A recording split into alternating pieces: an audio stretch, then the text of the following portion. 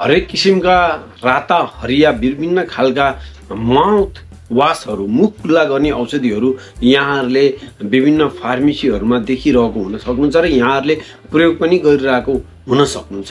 र यसरी यी औषधिहरू प्रयोग गरिरहँदाखेरि यो एकदम नमिठो दबाई, खुल्ला गर्न मन नलाग्ने नमिठो दबाई फार्मेसीमा अथवा हस्पिटल लेभलमा डक्टरहरूले, मुखको डक्टरहरूले, त्यसरी नाक कान घाँटीको डक्टरहरूले, दाँतको डक्टरहरूले किन दिनुभएको होला भनेर यहाँहरूलाई एकदम ठुलो जिज्ञासा हुनसक्छ।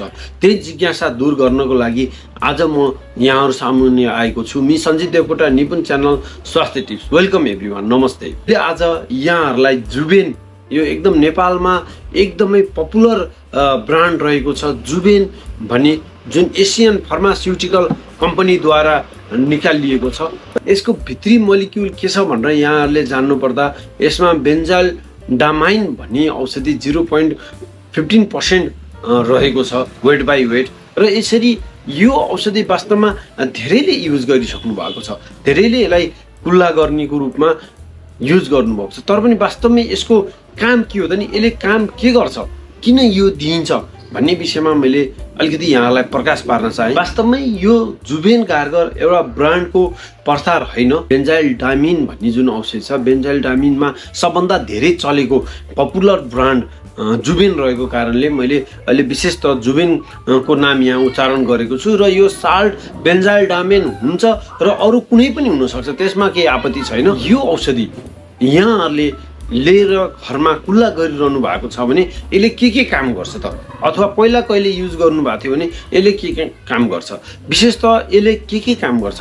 खास गरी यो जुबेन गार्गल मुखका हरेक किसिमका घाउहरू, मुखमा हुने विभिन्न खालका अल्सरहरू, ओरल अल्सरहरू, जिन्जिभालिसहरू, दाँतका जुन विभिन्न खालका क्याभिटीहरू, यो दाँतको भङ्गाराहरू जुन दुख्ने सुन्निने, दाँतका गिजाहरू दुख्ने सुन्निने, रगत आउने, घाउ हुने, गालाको वरपर, मुखका वरपर विभिन्न तरिकाले घाउ आउने, सुन्निने, साना फोकाहरू हुने, जिब्रोमा आउने विभिन्न खालका घाउहरूमा यसलाई कुल्ला गर्नको लागि प्रयोग गरिन्छ। त्यसरी हरेक किसिमका एलर्जिक टन्सिलाइटिसहरू, जुन सानो सानो धब्बा, सानो सानो पुवाल भएर टन्सिलमा सानो सानो पुवाल हुने, कहिलेकाहीँ सानो सानो सेतो सेतो परेर आउने, त्यस्ता खालका एलर्जिक टन्सिलाइटिसहरू, ग्यास्ट्रिक रिफ्लक्स एक्सनले गर्दा, रिफ्लक्स एसिडले गर्दाखेरि भएका जुन टन्सिलाइटिसहरू छ, त्यो ओरल थ्रसहरू छ, मुखका घाउहरू, हरेक किसिमका मुखका घाउहरूलाई निको पार्नको लागि यो जुबेन गार्गल हामीले प्रयोग गर्ने गरिन्छ। सम्बन्धी हरेक समस्याहरू,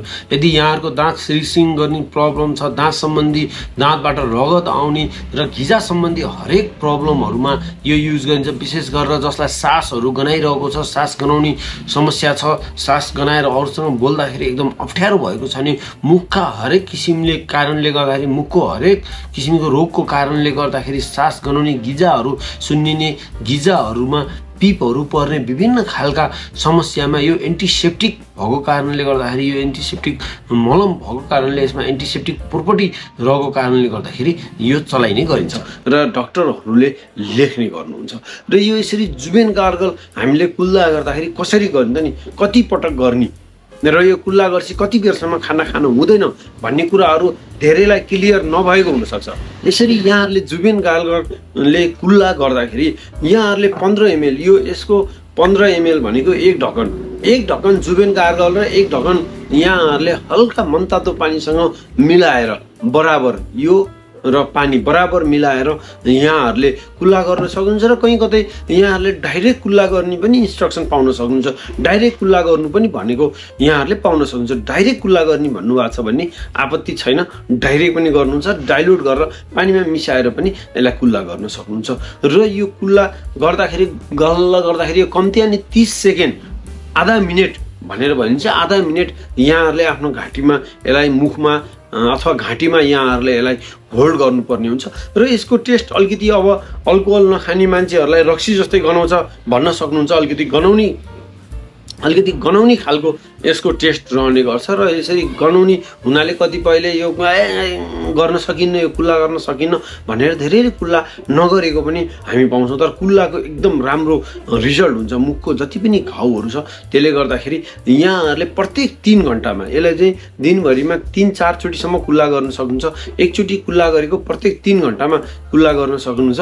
होइन भने मोस्टली यो बिहान दिउँसो बेलुकी केही खाइसकेपछि, चिया नास्ता गरिसकेपछि अनि दिउँसो पनि खाजा खाइसकेपछि र बेलुका खाना खाइसकेपछि दिनको 3 पटक कुल्ला गर्ने सल्लाह दिन्छ र कुल्ला गरेको आधी घण्टासम्म केही नखानु भन्ने गरिन्छ र यसलाई यसरी चाहिँ कुल्ला गर्दाखेरि अघि मैले भने जसरी विभिन्न खालका मुख तथा घाँटीका समस्याहरू, मुख गनाउने, अब एकदम यो जसको चाहिँ मुखहरू गनाउँछ यस्ता मुखहरू गनाउनेमा पनि यो औषधिले मुख नगनाउनको लागि, सास नगनाउनको लागि पनि राम्रो रिजल्ट दिने गर्छ।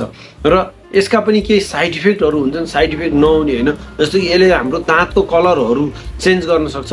अर्को यसको साइड इफेक्ट भनेको यसको टेस्ट, यसको स्मेल, त्यो अलिकति कतिपय मान्छेहरूलाई त्यो मन नपर्न सक्छ। यसको स्मेलहरू कतिपयले नरुचाउन सक्नुहुन्छ।